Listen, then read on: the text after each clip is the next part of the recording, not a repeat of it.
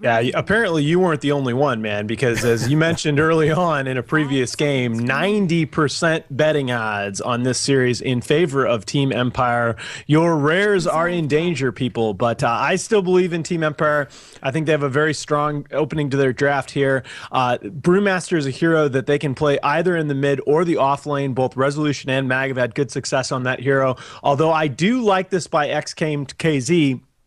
Taking away both the Batrider and the Mirana, these are probably, you can make an argument that these two are the strongest overall heroes for Team Empire. Until that last match, they had identical 12-3 records this month with both those heroes. So good pickup. I like denying those two heroes to Empire. We will see what Xgame.kz can make happen. Although Mantis, I got to say, in game one, did play a very, very nice Mirana, even in the loss. Yeah, he had some amazing miracle type arrows that he was able to pull out somehow, and if he can repeat performance here in game number 3, they have a pretty good shot at being able to take this game. Honestly, I felt like that his arrows were actually keeping them in that game number 1. They were in way longer than they really should have. Oh, for sure. Along with Equals Black Holes. He had some very nice plays on the Enigma there, but without the two of them, they lose that game in 15 or 20 minutes. So far, though, got to say, this is a very strong opening to the draft. All right, so here we go with Empires taking a page from X Games lineup in the last game. They're going to put Resolution on that puck mid again.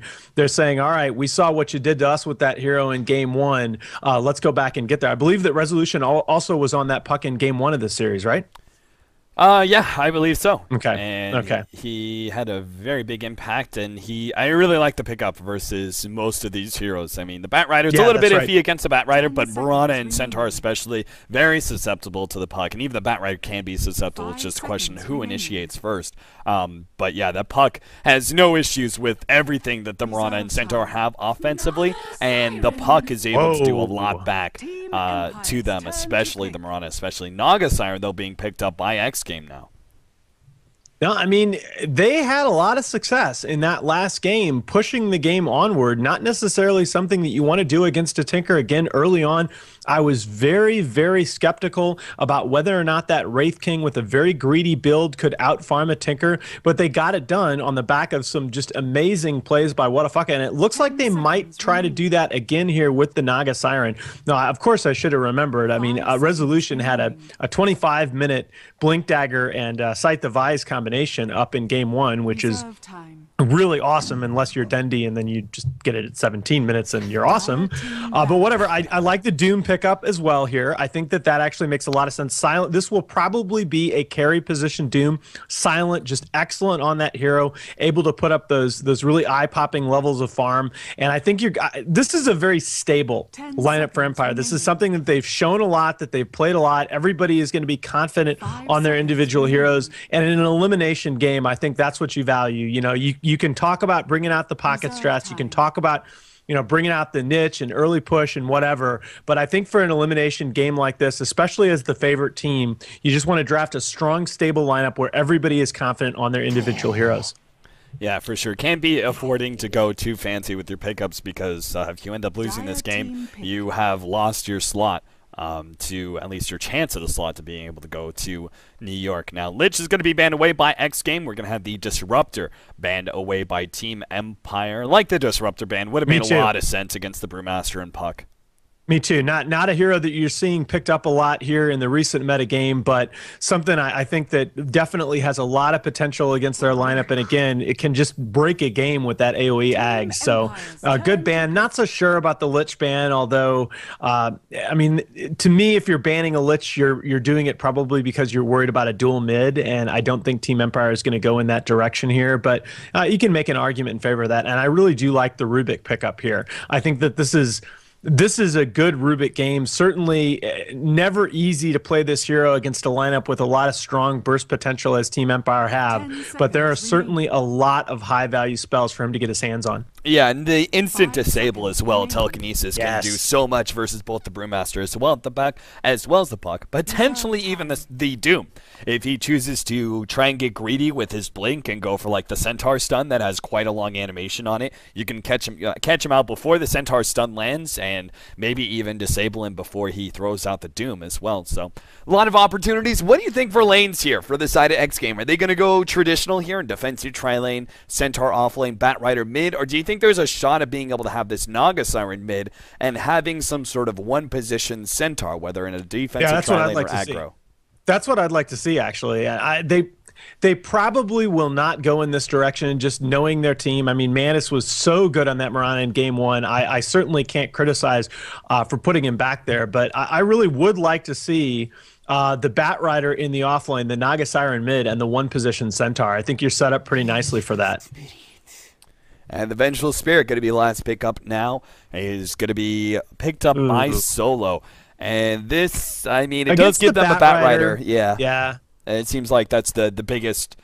I don't see many other really good synergies or anything else with the Vengeful Spirit. I mean, the minus armor is okay with the Doom. He actually puts out a good amount of physical damage. But in general, yeah, we're going to be seeing something a bit more. I'm wondering if this is going to be a role swap or if you're going to see a Centaur mid. I don't. That would be really odd. I don't know. I mean, the Centaur versus a Puck doesn't seem like a very favorable matchup to me, but maybe he's tanky enough to be able to deal with it.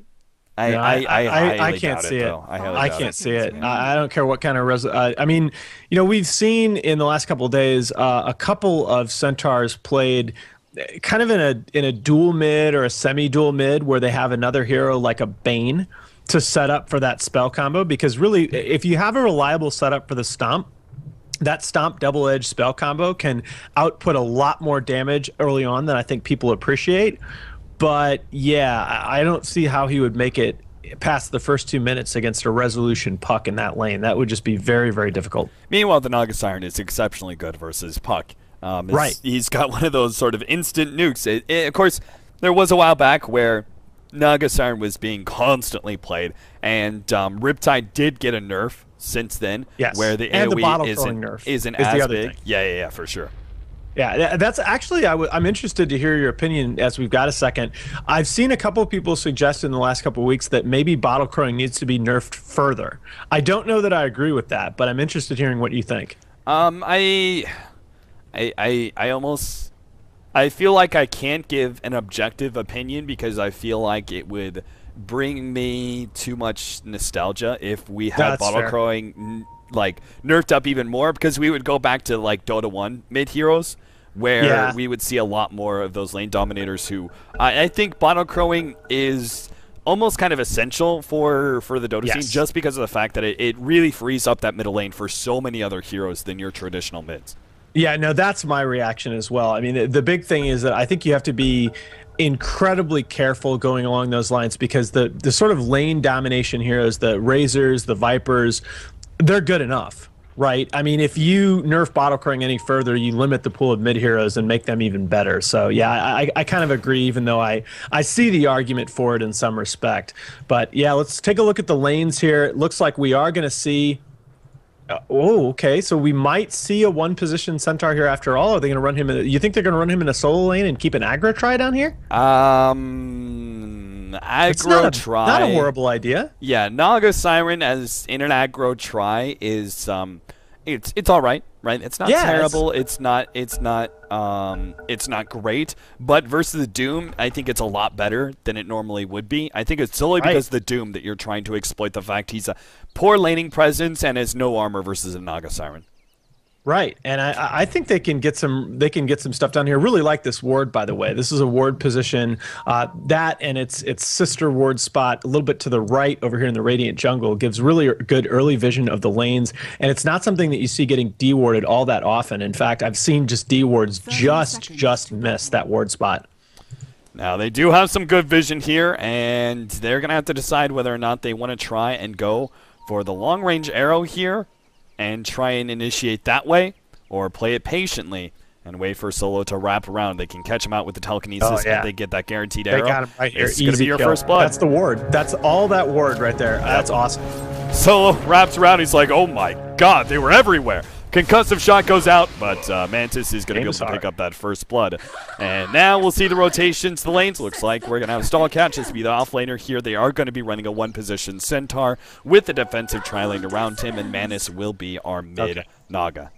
Okay, yeah, I think that's. I wondered because of the way that because of the roles that they've been running their players in. But yeah, I really like this lane configuration coming out from them. I think you could have gone the aggro try, but I like the Naga mid, and oh, that was actually pretty close. Throwing out the random arrow and just seeing if they can maybe catch out Resolution for a quick little first blood. I like this. The counter ward also being laid down, making sure there's no early vision up this cliff, which is so key for Mirana when it comes to putting pressure on that middle lane. Meanwhile, the rotation back up to the top lane, it's going to be obviously a little bit delayed, so Mag was able to get some experience, but really not that much. And if he goes down here, they're going to need an arrow for it, I think. Arrow comes out from Equal, They got it. Yep, perfect. Able to take him down. Who needs double edge on a Centaur when you're able to land those key arrows? So Equal pulling out the big plays. First time around on the on his Enigma, and this time around on the roaming Mirana. Yeah, and two high-impact kills coming out early. You know, Naga is in on that first blood. You know, is off to a pretty good start here against the puck and lane, and then to be able to lock down that off-lane Brewmaster, Mag makes so much happen in that role. That's huge impact for this early in the game. And so with that kind of start, they're going to be able to, you know, dominate the Brewmaster pretty well here, as he's going to be scared. He can't be affording to give away too many early kills. Unfortunately, they missed the double pull there, so the lane will be pushing out into Mag's favor, so he'll probably pick up level 3 for free off of that one. But yeah, the defensive tri-lane is going to do well for them. The mid lane matchup, Mantis, again, we talked about how this is a really good lane for the Naga Siren due to both the bottle coin, the high amount of armor, plus the Riptide, which you just cannot phase shift dodge. It's just too fast. Well, it's a good lane, but it's not that good a lane. I mean, Naga off to this early lead like that, mostly on the back of that first blood, and just some early pressure there, forcing Resolution just to have a little bit more to think about. Meanwhile, our off lane here, the Bat Rider, an off laner that is his signature style, is being able to recover despite any kind of off lane he's fighting up against. The Skywrath Mage will certainly threaten him, and are probably going to be forced out of lane here pretty soon as he picks up level 2. The Invis being picked up by Solo, but Mantis sitting at full health. Full health Naga Siren is maybe a bit too difficult for kill. As you can see, they lay down the orb, but Solo doesn't try and jump. He knows that the Naga Siren has to be much, much lower down in health. They want to be able to obtain this kill. No, that's actually a really nice discipline from him there to wait. I mean, there is the possibility that Naga just overextends. Oh, Mag's going to be potentially giving up his life here. Arrow comes out, going to miss. They're going to be able to disable that potion, and Equal will come in from the side, and a double edge will make sure they get that kill. Now, Mantis Solo comes back into the mid lane, and unfortunately, it looks like his invis ran out. The bottom lane, they actually catch out the Bat Rider there, with just always want to fly and silent. So a bit surprising that they're able to pull that out with a Doom, whose laning presence is usually pretty lackluster. Yeah, but huge for Team Empire to get themselves on the board. And as we've said before, I mean, Silent can really just farm his face off on this Doom. Anything that you give him in the laning phase is a big mistake. Yeah, for sure. Equal, rather, is... looks like he may make another rotate into the middle lane. If they can get a quick kill on Puck, they've pretty much ensured every single lane wins quite heavily. But for the most part, things are going to be pretty silent here, as lanes, kind of these rotations already paying themselves out, and most of these supports are going to be focused on farming. The only thing I think is going to be happening here is if Equal manages to secure that that arrow onto Resolution. I think that's the only pickoff you're going to be seeing here in the next few minutes. He's actually going to be helping the Bat Rider stack up for right now, as stacking up as many of these camps as possible so we can get that speedy blink dagger, which determines how quickly you shut down this puck. I mean, again, it's all about the blink dagger timing and who initiates on who when it comes to the Bat Rider versus the puck. Yeah, but you do have to be a little bit careful. I mean, rewind to that last game, and you know, there were so many big plays that we talked about as the game went on, but remember that Midas getting killed early on. Silent would have had that at 6 minutes or before, and he ended up having it at 8 or 9. I mean, those kinds of things are just so huge. You cannot afford to let Silent free farm a lane like this. They did it in the last game, and they got a little bit lucky because of that Midas kill. I really get leery of assuming that Lightning is going to strike for you twice. Mag's going to grab himself a double damage rune. Equal will miss the arrow. And meanwhile, we may have a support rotation into the middle lane. They don't have a smoke, but with Nighttime and a Skywrath Mage, the concussive shot and the combination of the lack of vision here for the Naga Siren, they may actually be able to just run right through the middle lane, especially since Naga being a melee hero is so far forward, but it looks like they're going to wait for a smoke anyway, as they got boots coming up for solo, which adds in a lot extra presence. Yeah, they better hurry, though. Naga's halfway to level 6, and if she gets that song up, forget it. I was going to say, they may choose and go top instead, where the Brewmaster certainly could use the extra bit of help here, and with the level 2 clap, does have a lot of kill potential. They're going to go on Whatafaka already. Mag being thrown back, and unless he gets in range of the clap, they won't be able to get this kill. Clap does go down. He'll stop from Whatafaka, and now they'll just right-click him down. Arrow comes in, unable to get that kill. Always Want to Fly is getting a bit low from just the auto attacks. Equal maybe going for that kill. Reeves is going to lose his life, and so it's going to be possibly a 1 for 2. Reeves goes down. Equal still trying to get that one. Isn't going to be able to get it. Now silenced up, and needs to be able to get a leap here. Solo doesn't even need to run forward, as Mag just right-clicks him down, and they wipe out the tri-lane with that smoke rotation. Yeah, I think that was just such a wonderful choice there to go top instead of trying for the kill on the Naga mid, who may have had level 6 even before they arrived. Now, Reeves with the rotation into mid here, it's not going to be seen by Resolution, but yeah, discretion, the better part of valor. The lane's pushed anyway, and Silent again. I'm worried. I'm worried already, because that's a 5-minute mech on a, that's a 5-minute Midas on a Silent Doom. The levels of farm that he's capable of on this hero, not to be repeating myself here, but it's scary. You've got to have a plan to address him somehow. Yeah, Doom is, I mean, I feel like Silent is one of the best, if not the best carry in Europe, and giving him a hero like Doom who's able to farm so quickly. I mean, he's the fastest farmer in the first 20 minutes. Whatafaka is going to be cutting Mag here. And a couple more right clicks. Where's the evasion? Actually, Resolution comes in at the right time. Stampede barely catching him out there as Whatafaka dives in deep into that tower. Reed's trying to lay down as much right click damage. Resolution, another hit and a double edge. They might be able to get this kill. Phase shift dodge. Oh, still gets it at the end. Just like in game 1 up against the, or game number 2.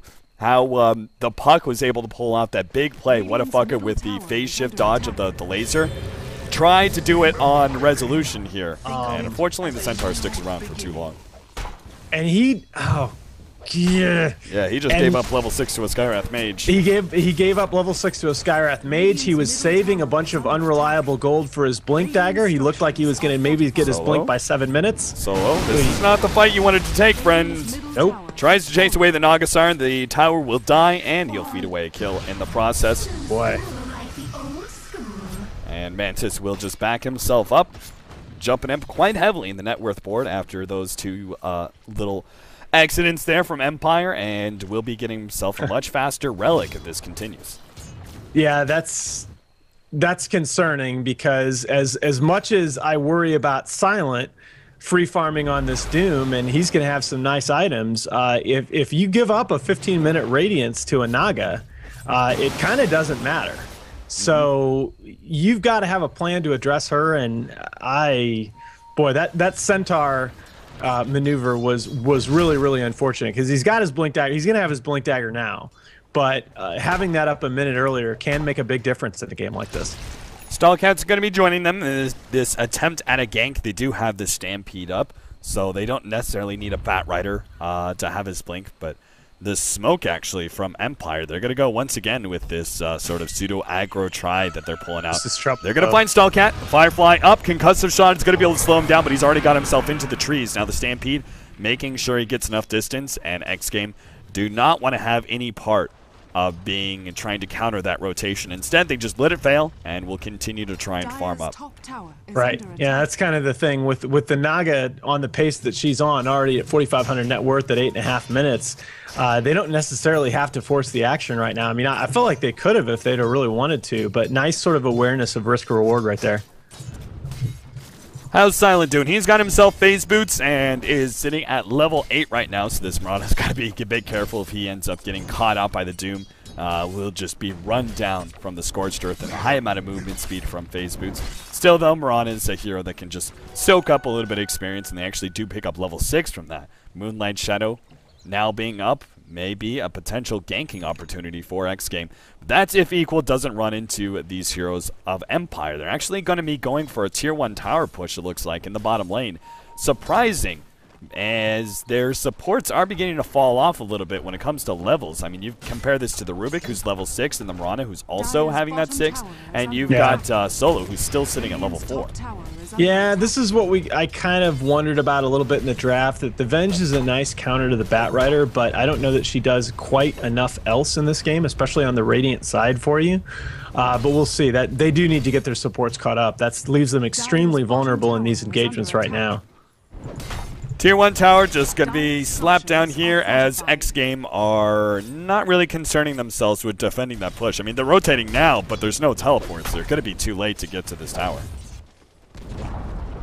Yeah, I mean, they're kind of wasting time. All in here. Yeah. I agree with that. They're kind of all in on the Naga, but I feel like they still could be using their time a little bit better on their other 4 heroes.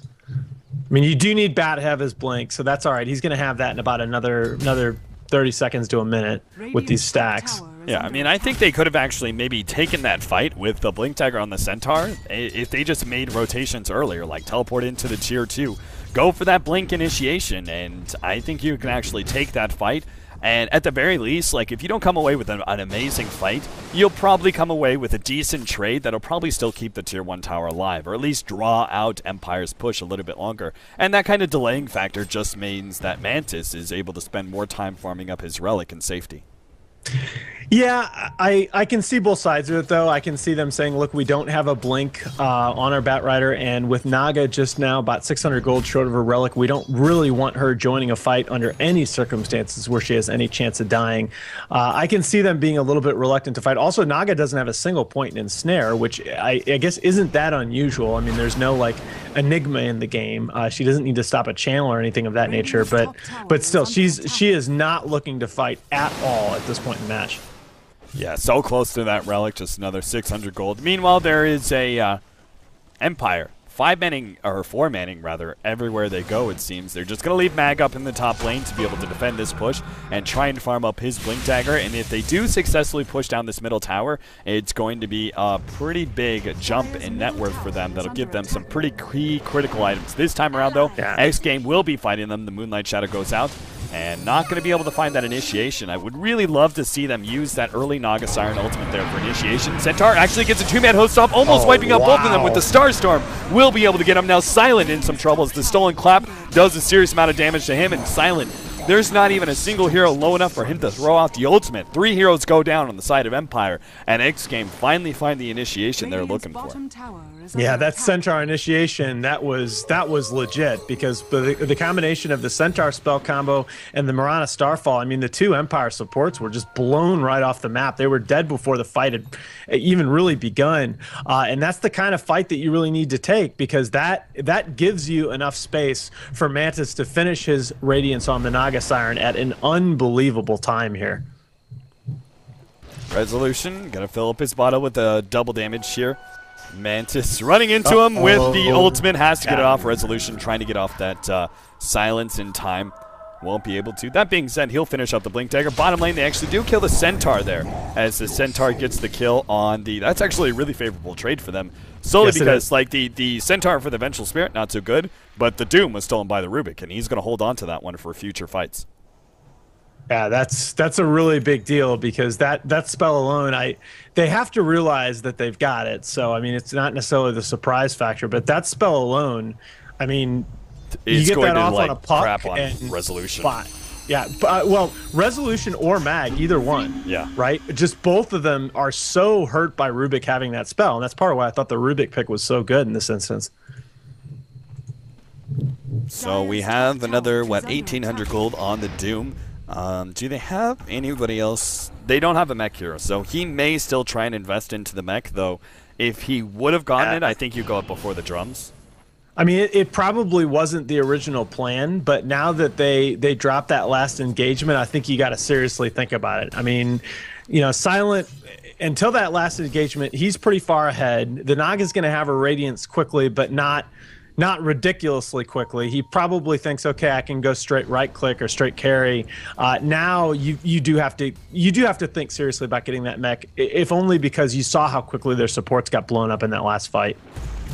Xgame are clearing through the enemy jungle right now with their smoke, making use of the Bat Rider, even if they don't find a pickoff. They also get themselves a really good ward. With this kind of rotation, it looks like they have to stop this middle push, as even though the Centaur is heavily pushing down the bottom lane, Empire don't really seem to care, as they would much rather take a trade here by taking the middle tier 1 tower. We do have Blink Dagger up on Doom, as well as the Puck. Those are two really big initiation tools up for them in the most recent minutes.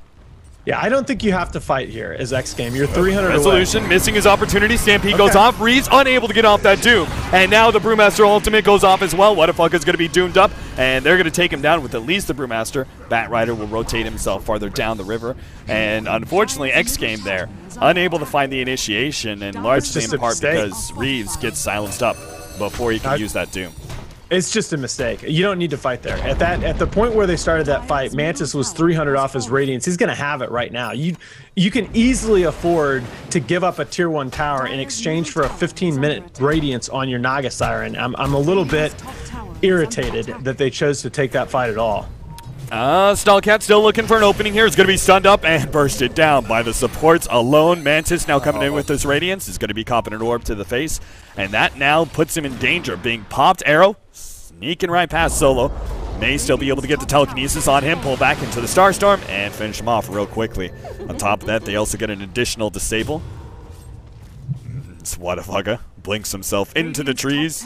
Not quite where he wanted to go, but they still get something small for Mantis to build in even further, and this puts a lot of pressure on Empire. They certainly do need to try and take a lot more map control than what they have right now, because this Naga Siren is going to start spreading out those illusions and farming up so much in the map, particularly your side of the jungle. As you can see, these illusions are already heading into these camps and taking away some crucial farm for Empire.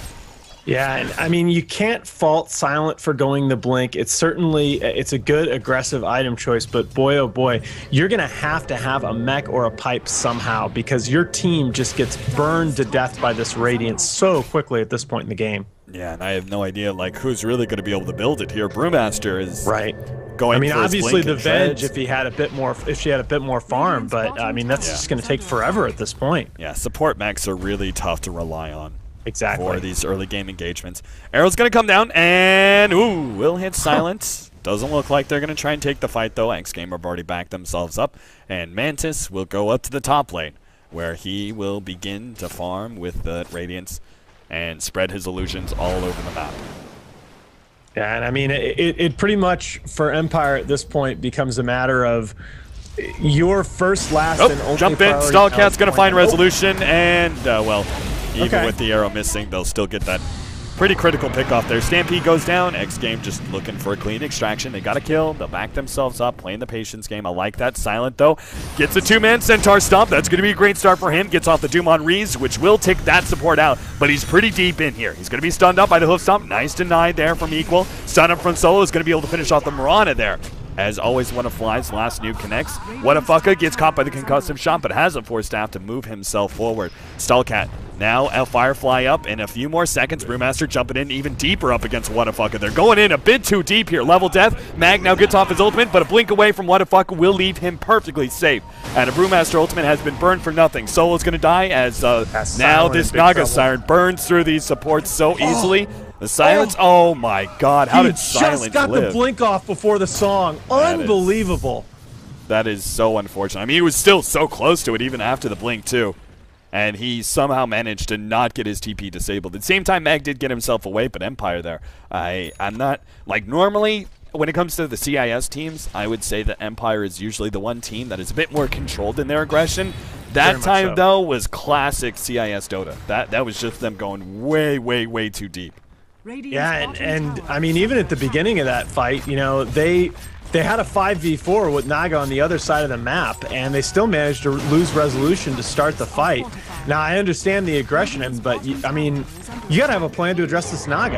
Yeah, bye-bye, Reeves. Well, maybe not. He's got a wand. Telekinesis goes out, turns around the Dream Coil onto the Puck, who's now going to be picked up by the lasso and taken down. Nice reactions there from Reeves. They might get Manus here. They've got Manus. That's such a huge kill. Yeah, very, very big. Silent is now going to have himself a BKB here pretty soon. But unfortunately, they lost the Puck in the process, which may not give them enough time to be aggressive. I mean, it's without a mech or some type of damage mitigation for the team, the Puck, the Skywrath, and the Venge, all three of them are just so vulnerable. Even Mag, when he has his ult down, I mean, he's sitting on 1100 HP. It's just not that much anymore at this point in the game. Yeah, especially with the Naga Siren, just the Riptide and Radiance alone is just crushing these supports. I mean, we saw through that last team fight, the Lucians themselves pretty much soloed up 2 different supports. And I think you're right, man. I'm not sure. I mean, again, you were talking about the Blink Dagger, and you said you can't really blame them for going to Blink, and you really can't, because they need that kind of initiation. They need that kind of jump to be able to take the Naga Siren out of the fight immediately, or maybe even the Centaur, but they desperately need some extra HP on these heroes, as these team fights are, like, it's not like Empire have this sort of team fight that goes in and, oh my god, they bursted down 3 different heroes in the space of 5 seconds. That's really not their game, right? Yeah. The Doom is slow damage over time. They have the Puck, who's a decent amount of burst mixed in with the Skywrath Mage, but the Brewmaster certainly does need a lot of time for his Brewlings to work in, and when you've got 2 different cores who are more damage over time related and less burst oriented, it means these team fights are going to draw out, and that Radiance becomes very, very damaging in these team fights when that happens. Yeah, and it's always interesting to me because Puck is not necessarily a hero that you talk about as a hard farmer, but he is incredibly farm dependent. You're seeing that in this match. That, I mean, marked difference between this and the first 2 games of the series, where by this point Puck was most of the way to his next major item in the game. I mean, Resolution has not played a bad game by any means, but he's just not farmed enough to be able to cope with all this damage potential coming out from Xgame. The Moonlight Shadow, the constant opportunities here for Xgame. They not only have the Naga Siren, but they have these initiation factors where the Moonlight Shadow or the Lasso or these sort of pick-off things are able to allow them to extend this game a lot longer due to the fact that they find pick-offs or force favorable team fights, which is super hurtful to Empire. Absolutely right. I mean, when the team with the Naga Motherfucker jumps in, almost gets off the host dump, and does get silenced up. He's going to force staff himself away. Skywrath Mage drops the ultimate, and the Puck will be able to finish him off with the silence. At the same time, Batrider goes for the Skywrath Mage. Resolution now focusing on Equal, trying to go for that kill. Starstorm dodges the second one. Mantis is now coming in, though. Meanwhile, the Brewlings are trying to focus on that support. They do finally finish off the Mirana. Reeds are going to go down as well as an orb goes over the top. Silent gets off the Doom on Mantis. And that is huge. Nice little force staff usage there from Stallcat. Resolution trying to keep up. Silent blinks himself forward. And they didn't quite do enough damage for Mantis to tick out, unfortunately. They will chase him away and secure this tier 1 tower. So in the end, it's a good fight for them. But it was so close to being a great fight if they'd only killed that Naga Siren. Yeah, they need like one more kill here in the next few minutes on Naga, because that kill bottom slowed her down a little bit. You saw she went from a 15-minute Radiance to now a 21:30 Radiance Yasha, which, I mean, is good, but it's not quite that just ridiculous spike farming we can see out of Naga when she finishes the Radiance that early. I feel like if they can kill her one more time before she completes her Manta, that they're probably okay, but boy, oh boy, it's still, it's danger time for Empire in this game right now. So I briefly considered, like, there was a moment in time where I was like, the Brewmaster, because I saw this Gloves of Haste that he had. I was like, the Brewmaster.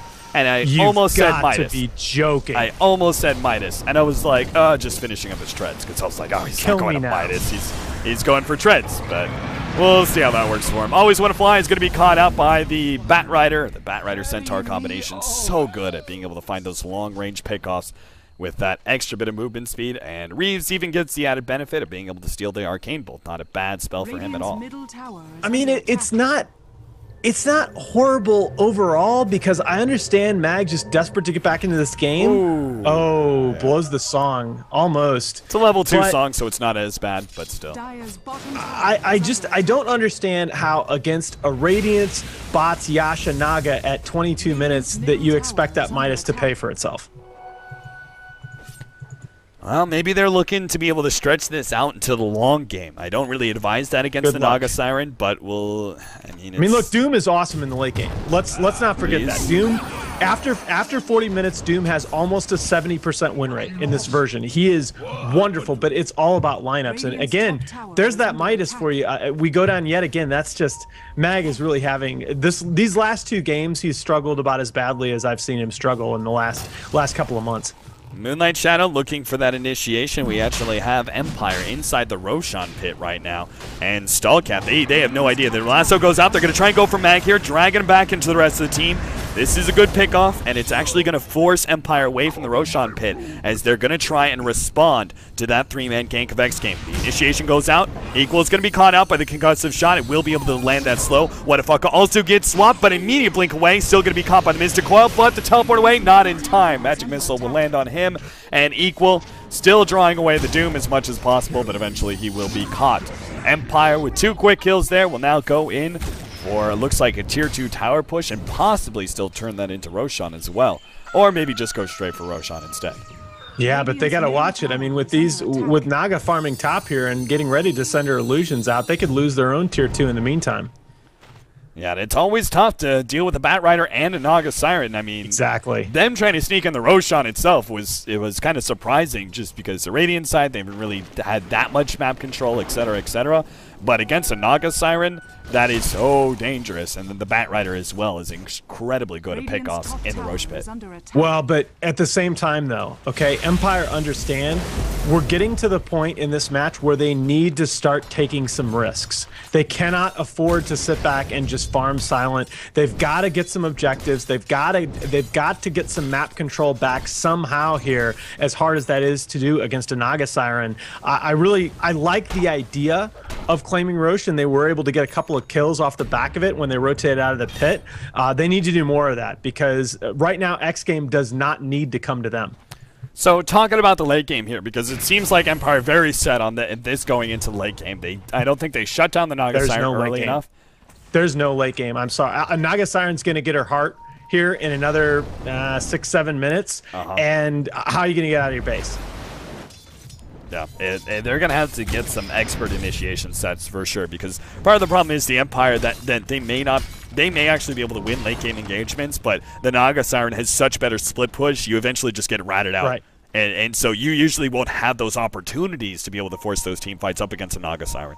That's my thing. I mean, Empire's a veteran team, and if anybody has a chance of coming back from this position, it's probably them. But Stallcat, nice initiation. This would be such a huge kill. If they can finish off Silent here, looks like they should be able to. All the burst damage in the world. They do take him down. The Brewmaster gets off his ultimate. Moonlight Shadow goes down, and they don't have any vision. Dream Call goes out, but the sleep from Mantis puts a sleep to everybody except for the Brewlings. And Silent with the buyback. If they can get a clean extraction here, this is so damn big. They're going to lose their Centaur, which is fine for now. Silent still jumping in. Will be able to find Equal, who solo is going to be going down to the Illusions here. As Reeves, also trying to run himself away, is going to be caught, looks like. So he's going to die. Mantis, surprised he's still around at all. In fact, he's going to go for this fight. Already taking out the Skywrath Mage, but the Doom goes down on Mantis. And now the extra bit of burst damage. Mantis should be falling here to the damage over time. Now Stallcat's going to fall as well, as Silent is beating him to a pulp. Force Staff to the side. Silent is actually going to be forced to use his BKB here. Level Death will finish off the Bat Rider. And Silent, the lone survivor of that team fight, but he was also the first death at the same time. So his buyback is not monumental mistake coming out from Mantis there. That buyback, agreed. I mean, it paid for itself like 3 times over in that fight with Doom getting a triple kill, including the Naga. No reason there for Mantis to die. And I mean, yeah, that's 35 seconds that Naga's off the map. Even if Empire can't necessarily take advantage of it, you know, you're right. They are going to, for better or for worse, they are going to force this into the late game. And if they're going to do that, their chances of success are so strongly related to time that they can keep Naga off of the map. 27.5 minutes in. It's 24-23. It is very, very tight game so far. Only a 3,000 gold lead for Xgame, while the experience slightly in the favor of Team Empire right now. We have a big item. Shiva's coming up here for Silent, as he just needs to get to the secret shop to be able to finish off that item. So that is huge when it comes to chasing potential. Also makes him much, much tankier up against this Naga Siren and some of that minus armor Riptide damage that he's going to be taking at the same time. Naga, as you said, is going to be picking up a Hort here in a very short amount of time. If he hadn't died there in the bottom team fight, he would be practically already there.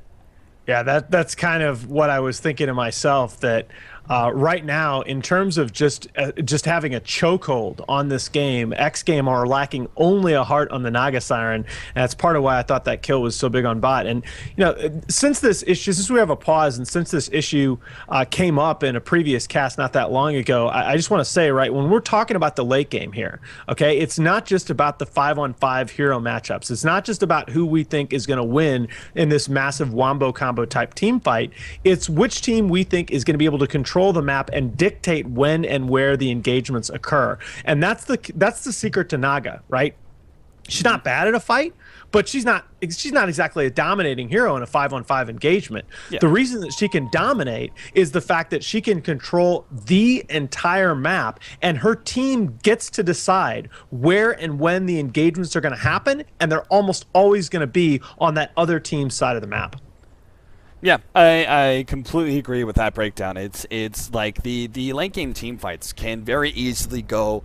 You have a team that you look at and probably has a late game advantage, but so much of it comes down to the initiation of that team fight, where the pickoff's happening, and how the actual execution of the team fight occurs. So you can't necessarily just lay it down and go, this team will win in late game team fights. So a lot of it comes down to those alternate factors, and that's why when going into late game, how many options do you have as a late game team is really important, and that's the Xgame have the more options with the Naga Siren carry, because that sleep comes into play. That level 3 sleep is amazing for going for simple pickoffs and halting a team fight, or catching someone out with the long range initiation that ultimate offers. I mean, there's so many different options to utilize that, and that's just her ultimate. Then you throw in the images and the way you're able to split push and rat and constantly harass the enemy team. Empire rather, are just going to be left with trying to farm up and get as much team fight as possible, as many team fight items as possible, and hope that they're able to take this into the late game. They don't have really many other options than kind of looking for smoke pickoffs, and that's kind of it when Xgame are getting so much map control out of this Naga Siren. Yeah, still though, to me, single biggest, most important factor in a late game team fight that almost nobody talks about is quite simply where on the map it happens.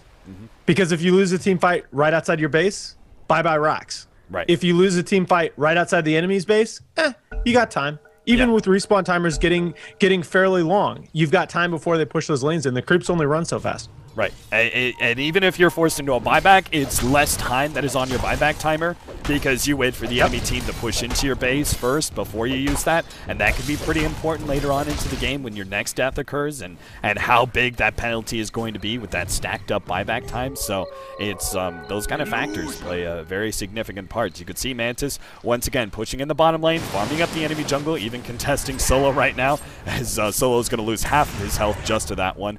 Earn Charge will come in to try and help him out, but that's just small resources being burnt. The Doom is actually still keeping in pace with the Naga Siren, only 2,000 gold behind her right now, and that's largely because he was the last remaining hero of that last team fight, so he got his buyback gold back from being a part of those kills. Yeah, but again, whenever you look at a hero like Doom or like Alchemist, the sort of mental math you do is that Greed and Devour usually account for about 15% of their total gold. Midas is another like 10 or 12. So he's a hero that ought to, all else equal, have a something like a 20% lead on another carry at this point, and he doesn't. I mean, you gotta account for the fact that getting gold is part of these heroes' skill set. Oh boy, Empire. Ballsy, man. But you gotta do it. You gotta do something here. They got church bells clanging in between the legs, man. That is some serious balls. And, and Courier is going to lose its gem, and that's Well, something. Solo's going to be able to pick up the gem. Now they have to try and get out. Naga Siren is sitting here inside the jungle. They could actually try and catch out these heroes, but it looks like Empire somehow being seen inside the Roche pit will be fine. In fact, Stallcat's going to be in some trouble. Stampede goes out on the right side. Solo is still hiding himself. He's going to be seen here by the Bat Rider. Teleport away won't be in time, and a Eul's Scepter will be putting a stop to that attempt by him. So Solo is going to be at least the 1 kill here. He's still going to lose the gem that's going to be given back to Xgame. So the result is Empire lose very, very little there. I mean, sure, or excuse me, Xgame lose very little there. They lost the courier, but the bigger part for me was that the gem was down. This late into the game, courier kills are nice, but they aren't that huge of a gold factor. And then the courier, I mean, if you really need a courier that badly, at this pace, you can just always buy a second one. Yeah, exactly. And yeah, to me, it was kind of nice, right? I mean, you go in for the Aegis, you get the gem as sort of a booby prize, but nope, sorry. Take it right back again. And yeah, I mean, the position for Xgame in this match is, I really do feel like you look at the gold graph and it's only a 4K lead, and at 30 minutes, a 4K gold lead is kind of meh, right? Mm-hmm. But it is all about this Naga and the kind of control that she's going to be able to exert over the entire map. So coming out of the pause here, I think Empire, despite, you know, I guess I'll use the Englishman word, the cheekiness of some of these plays, they got to keep trying to do this. They have to take some risks here in the next 5 or 10 minutes, or this game is just going to get out of control for them. Yeah, if I was Xgame, I would really be looking for a pickoff on Empire right now and do Roshan myself, because it's just like, right. Okay, that's the. They may not have realized it the first time that Empire went for that really ballsy Roshan pickup, but this last time they certainly do signal, hey, they're trying to steal Roshan here. It's probably best if we just take it for ourselves, if possible, and I think that's what they're doing, hanging around the Roshan pit. I'm not sure if they really want to go for a straight up, like, 5-man into the Roche pit. Naga Siren's definitely good for that, but for me, I think it's still a bit of a risk. I would rather see them go for a pickoff and then back up and do Roshan, especially with that buyback probably still on cooldown here for Silent. Another full minute until his buyback is up. And you can just see by the fact that both teams have 2 wards on opposite sides of the roast pit, just kind of staring at each other across the river. Oh, there's a little D ward there. Or did that expire? I guess that probably expired for the Dire side. But still, you can just see the importance that both teams are attaching to that roast pit, and that's just the way Dota is played right now. Moonlight Shadow is being used. Xgame won't be able to find any openings, and the pauses continue. So Pipe is going to be up soon here for the Centaur War Runner. We also have the Heart being finished up by Mantis. Stallcat has himself Eul's Scepter, which we saw disabling Solo earlier into the game. The 2 supports, not really anything coming out from them. Same thing goes on this the Empire side. The supports have been pretty underleveled all game round. Resolution with the Scythe. Yeah, that's a big pickup. And we also have Mag. Now, this is actually something I want to talk to you about a couple minutes ago. We're going to be seeing the Brewmaster go for an Aghanims. Now, there was one game recently where I saw a Battle Brewmaster, and there was even, I believe, NS who praised this player. I can't actually remember who it was that did this. But he went for like a Battle Brewmaster build, which did not mean he went for Aghanims. It did not mean he went for the Refresher. Instead, he went for like a Sol Cuirass plus an Abyssal. With that Blink Dagger, he was able to do a lot of damage. It was super tanky, and was able to just fall back on his ultimate if he got a little bit too low, and then would fall back on the fact that he was a decent disabler and everything else. Now, knowing that Empire are committed to taking this game late, it seems that they know the Naga Siren's probably going to get 6 slotted here, and they're just saying, hey, we're going to let this go late and see what we can do. Do you think the Brewmaster should be going for a build like that, or do you like the fact he's going Aghanims and is going to be maybe going for something like, you know, a Shiva's or a Refresher, a bit more utility build on this brew? Okay, well, let me answer that question in 2 parts. Okay. Because in this game, I think it's a completely moot point. All right, he's so far behind in farm that the Aghanims is his best chance of having an impact on engagements in this game. I mean, the build that you're talking about, I actually really like it in general. People say all the time about how Brewmaster falls off at the 35, 40-minute mark, and my question is always, well, why? Why does he have to? Right? If you build this hero, if you just look at his skill set, right? If you build this hero more like a traditional right-click and carry, he can have an impact well into the game, well beyond the 40-minute mark. Right, he's got great scaling from his passive. It's an amazing Exactly. ability. The problem is in this game, it's just not an option, right? Because with the level of farm that he's got, Aghanims is by far his best bet in terms of trying to influence these engagements. All right, well, we're going to be seeing the unpause here. Hopefully the game will remain unpaused as both teams are centering up somewhere around the middle lane. Both teams trying to keep an eye on Roshan. Oh, Stallcat's going to be caught out here. The Sight Device goes out. Shiva's not quite clipping him, and he can actually blink himself away. So just the Shiva's by itself being so close, the swap goes down. Still, he has the Firefly to get himself over the cliffs here. The last little nukes will be enough to finish him off there, namely Silence level death that was able to do that extra damage since he was level 15. It's amazing how often I've seen this level death actually play a huge part. When you have that extra bit of damage, I was like, oh man, you wouldn't have been able to get that kill if it wasn't for that extra bit of damage there. Batrider probably still would have died due to the extra disables that were floating in, but still. A factor you have to consider. Resolution with the gem is going to be able to kill this ward and take some control of the Roshan pit. Reese turns around and stuns up Silent, but is going to be losing his own life as Brewmaster commits the ultimate here just to get that pick off. And we'll be dropping the gem on the deck. At the same time, the top lane is pushing in equal, trying to put that pressure as much as possible with the help of Mantis's illusions. But they're going to lose a tier 2 in exchange for a pretty minimal amount of tier 3 They can't damage. even go through back door in the mid. Empire won't even be able to take the tier 2. A little bit unfortunate, right, that Brewmaster just finished up his Ags just after he uses his ultimate. But that's not to be helped. I mean, you got to try and make a play there. You got to try and do something. But really not being able to take that tier 2 mid, yikes. As Silent's going to come up and cut off equal. And with the leap up in just a second, he'll get himself some extra distance. Yeah, he's away. And blinks himself away. Resolution did not have a blink or an orb up. And with that many heroes up in the top lane, Xgame immediately going in for Roshan. Such a smart decision. And Aegis on Naga here is very nearly forget about it territory. Yeah, it certainly is. It's, what was it? Drums being finished up by Marana. Something small. Yep. Roshan is not dying fast enough. Empire will be able to try and contest this a little bit. See whether or not they can actually do much here. Oh, Resolution quick there.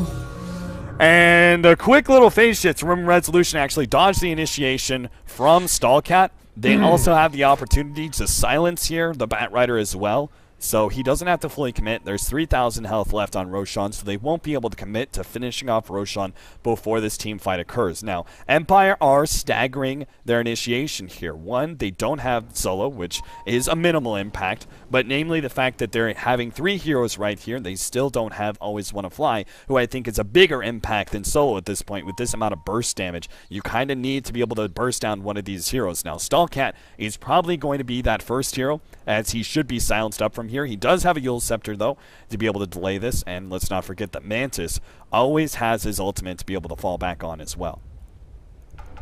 See, you are being a good caster, and I'm having trouble keeping my brain on the fight here because I really want there to be some utility that we can use to monitor players' connection status. And I'm not accusing anybody of anything, but gah is what I have to say about all that. Unfortunate. It happens. Look, I mean, even if the game was perfect and there were no bugs and the servers were perfect, it's still 10 computers probably running Windows. Okay, so problems are going to happen. That's not, like I say, I'm not accusing anybody of anything. It's just that it's unfortunate to me that we all have to look at something like this and even wonder, right? Let's just take the doubt out of the equation. Okay, because there's just no reason for us to have to ask the questions. But yeah, I do think Empire are in position to at least challenge this fight. But at the end of the day, their 2 supports are still so far in the back. I don't think that they can. I don't think that they're going to be able to get in position to do something here in time to prevent Naga from getting the Aegis. That's the bottom line. At the end of the day, she can always sing while they finish up Roche and then pick the Aegis up thereafter. What sort of things do you think you can do to mitigate the pause and the effect it has on the game? Do you think you can, like when the pause happens, everybody's screens goes blank after 2 seconds? Or like you just can't actually see anything else? Or? I am more looking for a utility that would be made available to tournament admins that would monitor players' connection status in real time. Right. That's I don't necessarily think you need to do anything mechanically within the game. Okay, I was just thinking maybe it's an idea, right? Just like, oh, okay, never mind. We're gonna have the unpause going on. There you go. Let's see what happens. He's gonna be sheeped up actually, and they may be able to burst him down. He still has the Yule Scepter to be used. The Invis still going off. What a fuck up. Mantis actually fully committing to that one. Brewmaster already down as well. Mantis now gonna be interrupted by Always Want to Fly, but he's a little bit overzealous there in his initiation. Stallcat coming in from the side. Looks like Roshan should be going down here. Empire unable to really take this fight at all as the Illusions are going to chase down Solo. I think he's 100% dead unless he gets off some sort of good swap. And there goes the stop. He will go down. They win the fight at the same time of being able to take that Roshan. Yeah. Aegis is now up on Mantis, and here comes the Death Push. Yeah, and I mean, I have a lot of sympathy for Empire in that situation because Mag still had like 40 seconds to go on his ult when they initiated that fight, but you got to do something there. You can't just let Naga pick up the Aegis. That's probably going to end the game. So I understand it's a bad situation, but you have to fight. Now, unfortunately for Empire, though, I look for Xgame just to be able to salt this game away here in the next few minutes. Yep, it's looking like it, man. Xgame are so close to being able to just end this game against Empire and knock them out of ESL 1 and be moving on to face up against the winners of Power Rangers versus Moscow 5, which already happened the other day, and Power Rangers actually won that 2-0. So they are waiting whoever is the winner of this matchup, and that the winner of that match will actually go into the losers bracket finals for one last best of 3 to determine who gets one of those 3rd and 4th slots left to the finals.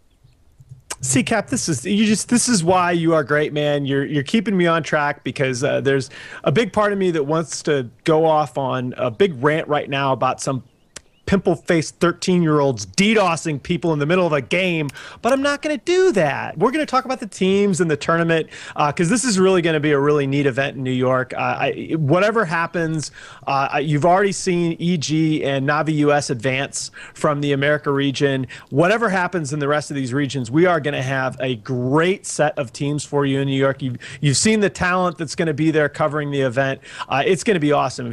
Are there tickets left, by the way? Yes, I believe there's tickets, so you should definitely go check out that and go buy one for yourself if you're anywhere near New York or have the finances and the time to be able to do so. ESL 1 Frankfurt was an amazing event. That was bar none the best event for me outside of TI4. You killed it, yeah. Both from a viewing perspective and actually being there. I have to tell you guys, man, the being in the stadium environment there, it was amazing. It was absolutely amazing. And ESL 1 New York is looking like it's going to be just as amazing, but we are back into the game. Tier 2 does go down to the bottom lane, and it looks like Xgame going to play this patiently here. Even though they have this Aegis advantage, they've got every single lane pushing out. It looks like they're going to just hold on to their map superiority right now and just sit back and farm up some more.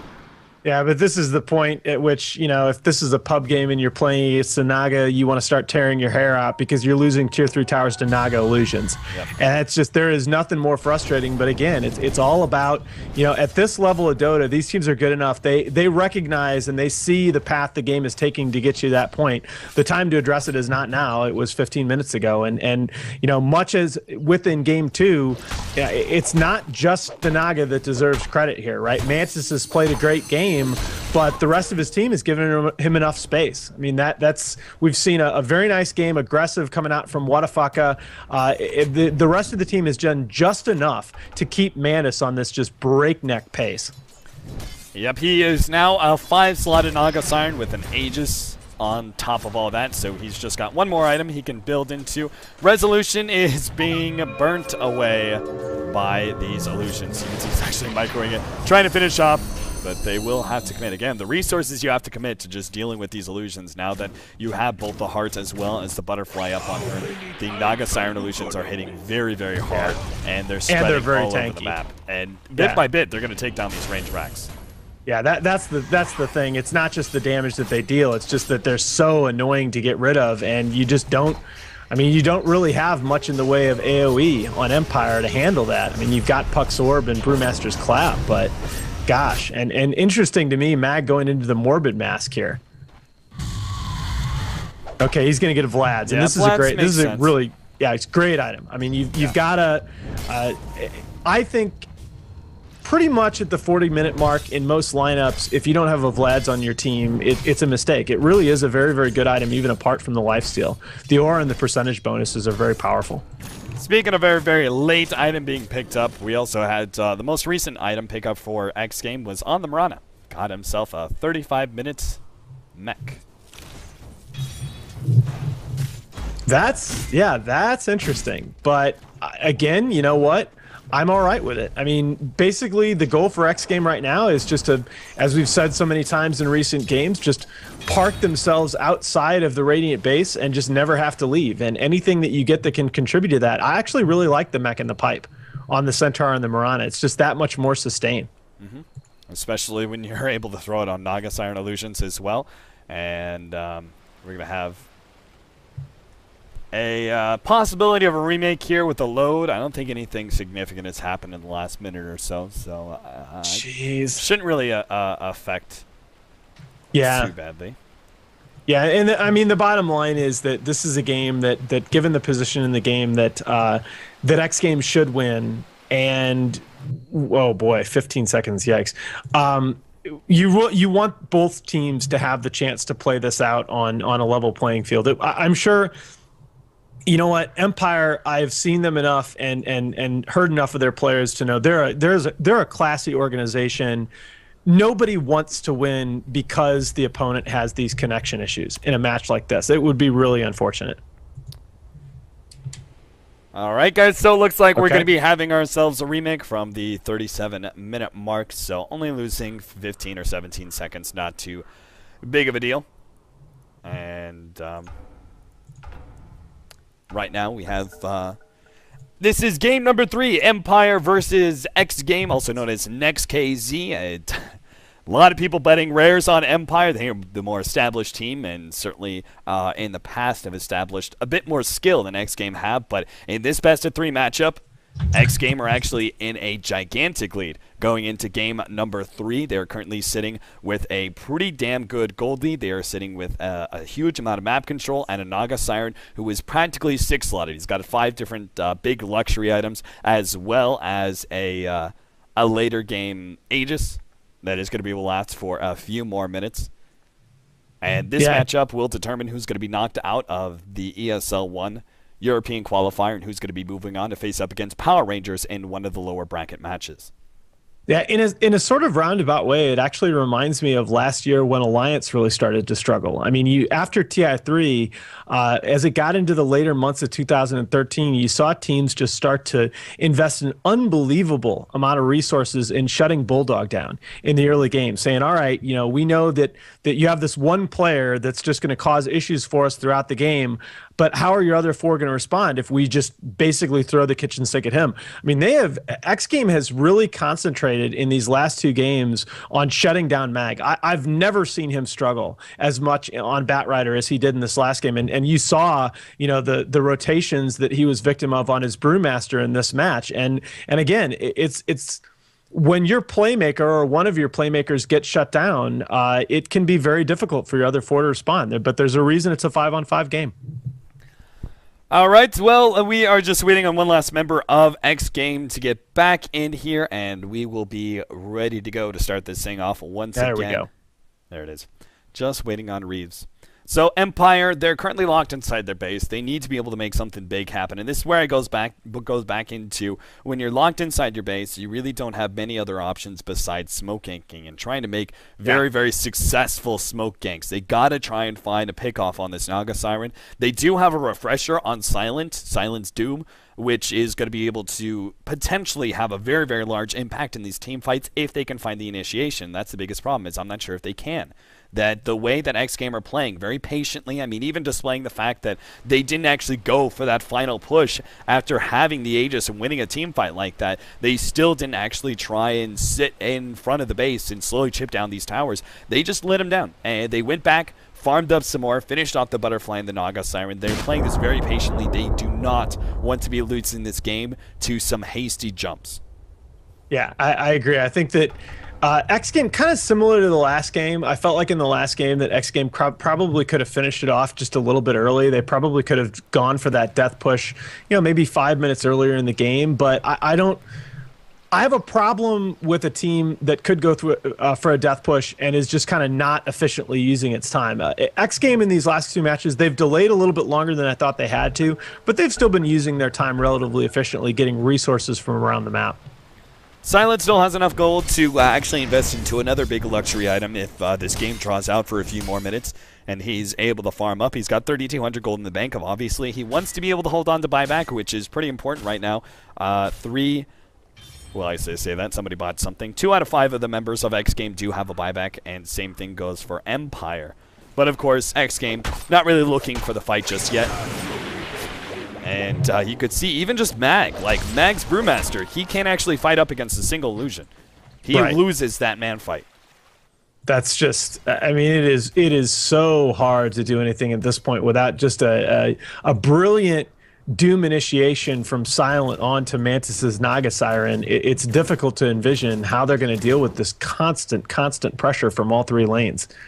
Solo's going to have a 4-staff soon, and there's really not much else on the side of Empire that we haven't already talked about. And, of course, these sort of things are bound to happen. Underneath the tier 4, we have a support who goes down. I mean, that's the thing, right? If Mag's Brewmaster can't win a man fight with these illusions, I mean, how are Vengeful Spirit and Skywrath Mage supposed to get anything accomplished? It's just painful to be a support. I mean, you know, speaking as somebody that's been in this position in many pubs, it's pretty painful as a support. Poor Vengeful Spirit. Yeah, rip. Silent is this is the problem, right? X Game are just going to slowly but surely win this game via attrition with the Naga Siren Illusions taking down these tier 3s, maybe picking up a support kill every now and then, and maybe even the range racks as well, which is something they have to be worried about. That permanent damage. Sure, the melee racks are going to be a little bit safer against this constant poking of the illusions, but those range racks, that's permanent damage. With every single slice of those illusions, you're gaining nothing back from it, and as the game draws out, eventually they will die. Yeah, and I mean, you just saw a few minutes ago, or a few moments ago, Wadafaka blinking forward, double-edging a creep wave, and 4-staffing back. I mean, that's all they have to do right now, is just keep all the lanes pushed in. And what better rune for Mantis to find than Illusion Rune? Oh, that's just, come on. Really? Just going to move that around, especially with a buff up to melee Illusion Runes. Making that even stronger. I'm just going to do Ancients while I TP your base, okay? Yeah, pretty much. Or while I push your base. Wow, that's yeah. That sucks. What's the last luxury item here for Naga Siren? I mean, Diffusal is always nice because the illusions become really obnoxious, but is that really the best luxury item for you, the last 6th slot for a Naga Siren? No, I mean... Is it Scotty because of the stats and the slow that you're able to lay down? Probably Scotty, though you can make a kind of unusual argument for either Refresher or Necrobook. Yeah, we've seen a lot of Refresher as a, like, 7-slot item here for Naga Sirens in the past. Yeah, I mean, you've seen the Eternal Envy sort of Refresher Orb on his Naga Siren with the Courier following him around with the Necrobook, and I mean that's legit, as legit as any like 7 or 8 slot build can be. A little silly, really, but you know what? That's Naga. Wadafaka able to get his heart up on the Centaur as well, and we've definitely seen the display of Centaurs in the past going into late game when they're able to get a big strength ticket item like this heart. The return actually turns into a lot of extra damage, and Courier actually being picked off there by looks like Resolution. All it did have was the counter words on it though, so nothing major. Moonlight Shadow going to be used by Equal. See, he somehow got himself trapped inside the trees, and he's going to be spotted out here and blown up by the Skywrath Mage ultimate.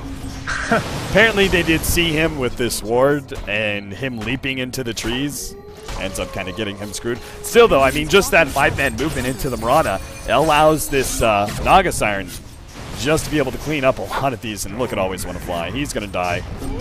Illusions, man. Like, Solo could even die here, being chased all the way into the fountain. Another Riptide's going to come on up second. Look at that. He goes down to 120 health. Yeah, this is the point where if I were in chat, I'd be sitting there spamming, this game is so Resident Sleeper. I mean, it is just a slow war of attrition right now, but you can see over time these T3 towers just taking damage and damage, and they're not regenning fast enough. I mean, eventually Empire is going to have to force something. Yep, tier 3 tower going to go down soon, but Mantis has been caught. Yep, they're going to have the Sight the Vice going down. Mag trying to catch up. He still has his ultimate to be able to lay down. They desperately need that Doom. Won't be able to get. They still have the Brewlings, though, that are going to be able to hold Mantis in place. They have the Cyclone throwing him up. The Sleep will go down eventually, and they should be able to finish him off here. Mantis is going to lose his Aegis as well as the secondary life if they can go ahead and hold him in with the Doom. Now, Mantis is going to be turning around, going on to solo. Now the Doom goes out onto Mantis, and they should be able to finish him off. Batrider trying to provide some sort of interception here, but the clap, unless the right-click damage, they will finish him off, which is huge. Solo actually goes for the swap and gets that stun off. He may die to just the illusions here, trying to run that away. Meanwhile, the top lane, WTF is going for the melee racks. In response, Naga Siren already buying back like this. It's a very risky play. They're going to go for the full-on team fight here in the top lane. Resolution is going to fall. And another buyback. This time going to be out from the puck. Silence coming in. Yeah, they do have to be careful now, though. They could lose the game if Naga dies again. Yeah, exactly. Reeves going to be gone on. They're going to lose that support real quickly. Silent popping his BKB, chasing the rest of these heroes out. Need to really finish off this melee Rex. Nice arrow onto Resolution. What can equal? Unable to do anything about it as he gets Silence up. Batrider. Eul Scepter going down, trying to live, and will get the blink away just in time. Equal also trying to get out with his leap as WTF turns on to Always Wanna Fly. The constant Radiance burn damage doing so much work against these supports. Puck hiding himself for the time being. Stampede actually gets that instant bit of damage that prevents the Puck from being able to get away and couldn't even get off the Sight device. Meanwhile, the bottom lane Rax will be going down as Mantis claims that one. And now just turns into the last couple set of racks here. Melee racks in the mid and top lane is all that's left. Evil gets popped through quickly by Mag to continue to go for WTF here. Cellcat now dragging back Mag. Is going to be able to finish off with the help of Mantis. Silent comes in with the Shivas trying to do what he can. Batrider barely living it. He's now going to be surrounded. Actually, Mantis instead going for solo. A little bit delayed by the swap. Silent, last one left. Xgame seemed to not even care. Now the Brewmaster comes in with another ultimate. Is going to be going for WTF, also trying to delay up Mantis as much as possible. Doom is up in another second. They've got two different Dooms to be able to lay in, but the last range Rax is going to be going down here. They have to finish off this Naga Siren. They have to go for a 5-man push. We have a secondary Doom ready to be laid down. What hero can he pick off? He's going to go for WTF. This is going to be huge. Naga Siren is down for 100 seconds. Clap's going to be able to finish off the Centaur. They continue to go through. Hero after hero. They've got 90 seconds with Naga Siren down, but they have Mega Creeps pushing in every single lane, and they do not have the Puck. They do not have the Vengeful Spirit. And unfortunately, it looks like Empire won't be able to just 5-man down mid. But they have to. That's the thing. I mean, he's going to be caught out. Stampede goes down, and unfortunately, the Skywrath Mage unable to lay down the ultimate. Still on cooldown for him. And the rest of Xgame will just sit back and wait for the Naga Siren to come back before they finish this game. Yeah, a little bit unfortunate that we did lose Reeves here, but I mean, they don't have the lineup to hold off against Mega Creeps. They have to make some kind of YOLO push happen here, and it just doesn't look like they're going to be able to get it together fast enough before the Naga responds. And there's the response. You got to do that. Yeah, I mean, you just do not have a choice right now. Your path to winning this game, and he'll buy another one if he can. Hell yes, Silent. Do it, buddy. What did he sell? What was his secondary item? Was it Midas that he was holding on to? He sold it a drum and a Midas. Okay. Yeah, and so the potential for Doom to make some big plays here. Unfortunately, the rest of their supporting cast here cannot deal with these Mega Creeps. They can't deal with the illusions. They can't deal with the Mega Creeps. Even if Silent himself is able to do so much in the team fight, it's still going to be that war of attrition where the Naga Siren slowly but surely starts beating down your tier 4s now instead of tier 3s. Right. Even Silent is going to need the lifesteal aura from the Brewmaster to be able to tank these Mega Creeps by himself. And they're going to go ahead and get another Aegis here on the Naga Siren when she comes back up. Oh, they actually no, they might even put it on WTF. Kind of would prefer to see it on the Naga Siren just because the danger of her not having a buyback right now. Another 2.5 minutes, though. They could certainly just wait this out if they really need to and wait for all their buybacks to come back up.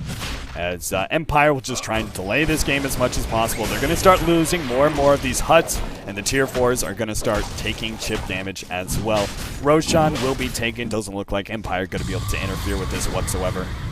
So you call them huts. I mean, yeah. It goes back to Dota 1, really. Yeah. I thought they were Moonwells in Dota 1. Yeah, they were Moonwells, but, you know, at one point in time. It bothers my little OCD brain that building. Yeah. I'm down with that, too. There's just like, all right, I know it's a building, but come on. It's got to be something a little bit more than just a building. Yeah, it's right up there on my list with super creep. Super creeps should be a thing. Super creeps and mega creeps, yes, 100%. There's not the same thing. There's mega creeps and there's super creeps. Mega creeps are what happens when you finish all the rags. Super creeps is what you finish when just one lane of rags. I've heard casters get called noob for saying that before because that's not what they're called in game. But it looks like we might have one deciding fight here. Yeah, I should stop, complaining about random things. Yeah, Arrow's going to come out. Empire going for one last smoke attempt at initiation here, but Xgame just simply poking and prodding left and right. Skullcat is going to be coming in through the back door, and with the Firefly, immediately goes for Silent. Mantis trying to help out. I think they realize this Divine is up. Already the Doom is onto Mantis, slowing him down with the Shivas. He has a secondary Doom to lay down as well. That's going to go on the Bat Rider. Swap goes down. Meanwhile, the Throne is being gone on. They can finish off Mantis, but it's not going to be enough. They're going to lose their Throne if they're not careful. Silent trying to get himself away from some of these heroes. They did finish off one. Whatafucker comes in, trying to force him to drop that Divine. Not quite enough. Throne getting low, sitting at 2,500 health. Solo goes down. Buyback from the Bat Rider. Not quite sure what they can do, but the Megas will be winning this game for Empire if they can't put a stop to it, and there it is. They finish off this game with Megas and Xgame. What was it? 10-90, the ratio of bets there on Dota 2 Lounge in the favor of Empire. Xgame pulling out one hell of an upset here on ESL 1. Just an unbelievably played game out of both sides. Empire at the end there with behind Silence, Divine Rapier looked like they might have a chance to bring this one back from the very edge, but in the end it's not quite enough. He does manage to kill Mantis with the Divine, but just not enough to prevent the Throne from going down. So amazing series by both teams. Congratulations to Xgame on one of the bigger upsets I've seen in a while in Pro Dota 2. Excellently played out of them, and I can't wait. We got even more series to come in the rest of the day. Yep, we first got to take a little bit of break and go over to Daily Motion, where the Dota 2 Champions League, Tinker versus Fnatic, and they are waiting for us. So we're going to be taking a short little break. We'll see you guys on Daily Motion.